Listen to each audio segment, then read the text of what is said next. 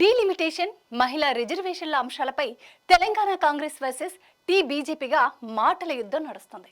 ఒక రకంగా చెప్పాలంటే CM Revanth Reddy versus Telangana BJP నేతలుగా వార్ జరుగుతుంది. డీలిమిటేషన్తో దక్షిణాది రాష్ట్రాలకు అన్యాయం జరుగుతుందని సీఎం రేవంత్ రెడ్డి వాదన. అదే సమయంలో డీలిమిటేషన్ పేరుతో మహిళా బిల్లును ఎందుకు ఆలస్యం చేస్తున్నారనేది ఆయన ప్రశ్న. 2011 జనాభా లెక్కల ప్రకారం మహిళా బిల్లును ప్రవేశపెట్టాలని రేవంత్ డిమాండ్. సీఎం వాదనకు బీజేపీ కూడా గట్టిగానే కౌంటర్ చేస్తుంది. డీలిమిటేషన్ వలన దక్షిణాది రాష్ట్రాలకు అన్యాయం జరిగే ఛాన్స్ లేదని చెబుతోంది. అదే సమయంలో డీలిమిటేషన్ జరిగిన తర్వాత మహిళా బిల్లును ప్రవేశపెడితే దానికి న్యాయపరమైన చిక్కులు ఉండవని కాషాయ పార్టీ వాదన. ఈ వాద ప్రతివాదనలపై స్పష్టత రావాలంటే డీలిమిటేషన్, మహిళా రిజర్వేషన్ల బిల్లుపై క్లారిటీ ఉండాలి.